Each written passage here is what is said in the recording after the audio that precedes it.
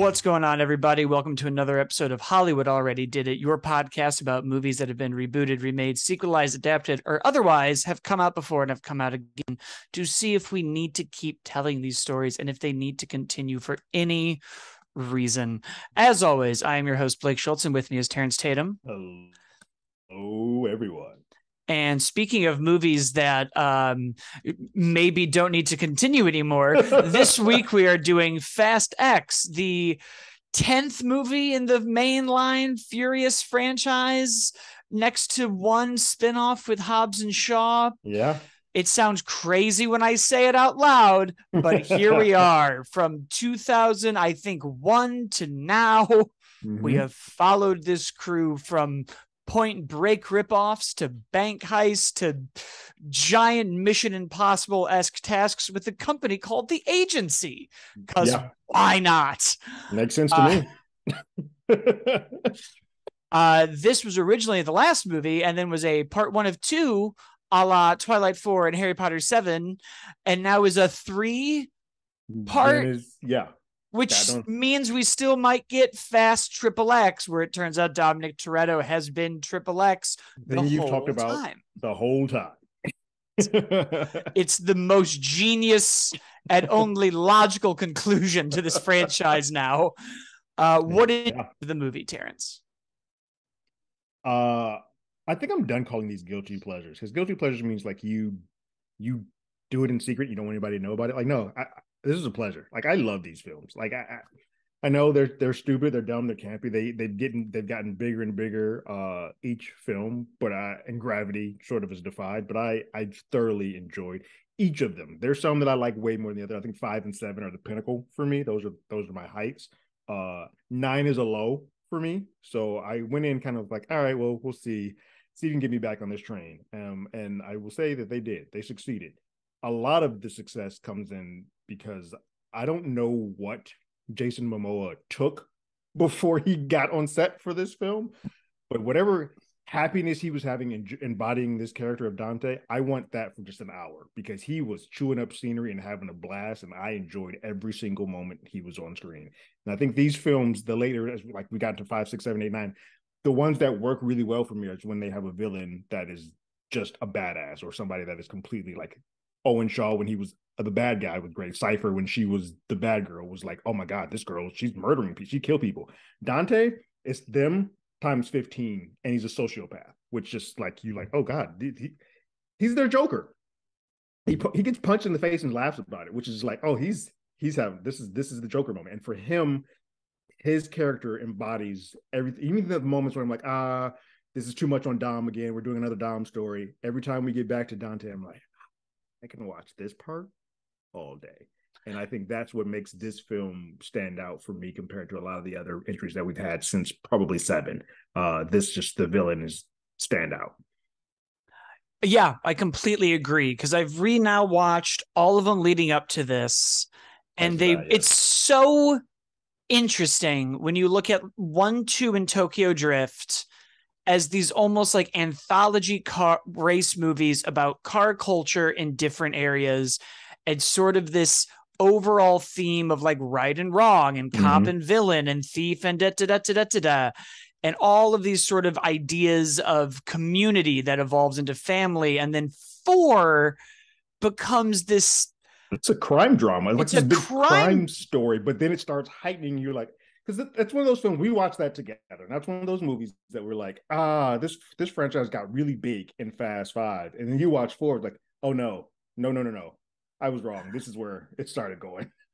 And in weird ways, like not in terms of the budget, but these movies have sort of always been ridiculous. The first one doesn't have an ending.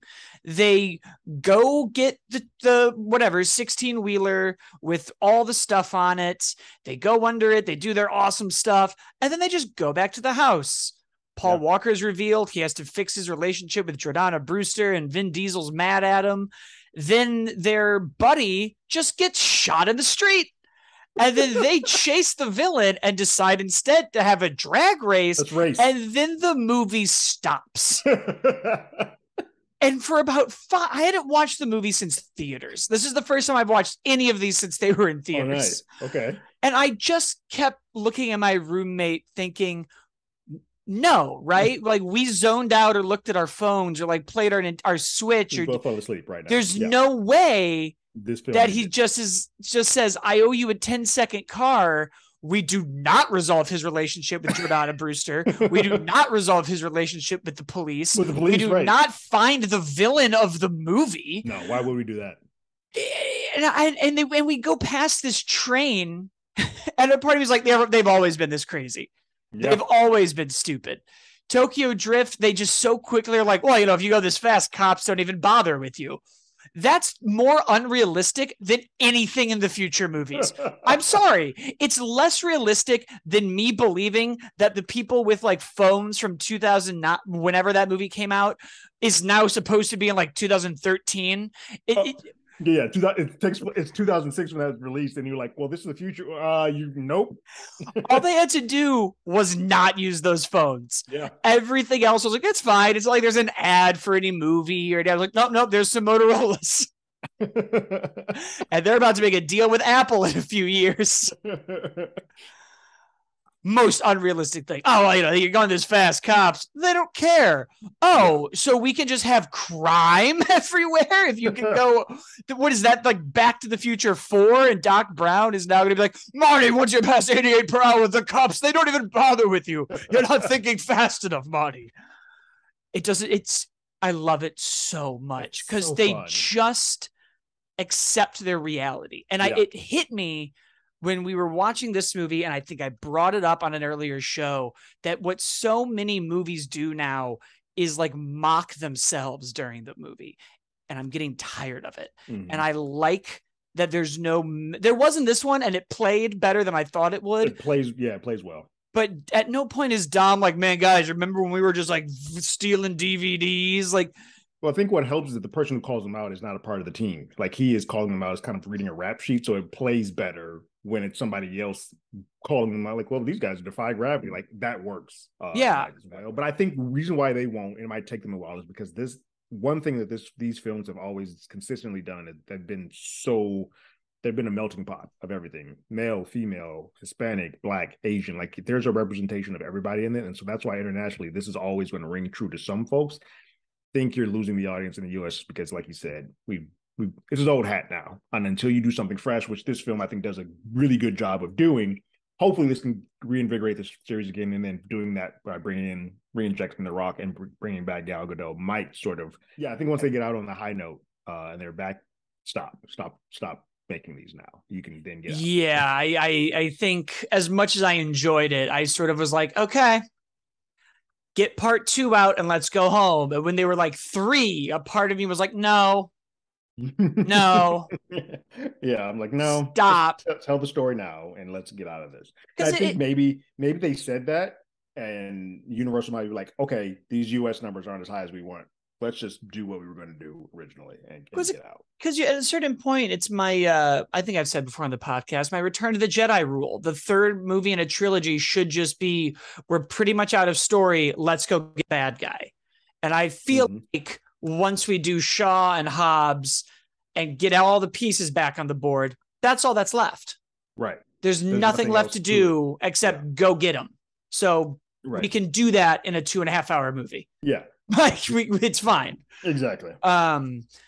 Yeah, I think that's the show, guys. It's interesting. My last note that I was thinking of was, it's funny. I think we're also seeing fatigue. This is the only giant 10-year franchise that hasn't either had a recast, a reboot, or the luxury of the MCU of being like 8 franchises in one. So I think that's also the like, okay, this wheel has spun. Yeah, we're seeing the same people over and over again. We've seen them age, and some of that is why people are still on, but that's also why you're losing a lot of people, because you're like, there's no new injection of people that are being added to this franchise. Yeah, it's interesting, but that's our show, guys. Thank you for listening. We will see you next week, and you can follow the show at Hollywood ADI on Twitter and Hollywood ADI on TikTok. I'm at As Always Blake, and Terrence is at Terrence Tatum, and we'll be back next week for The Little Mermaid, I believe, is next.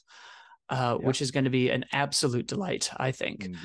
And we will see everybody next time.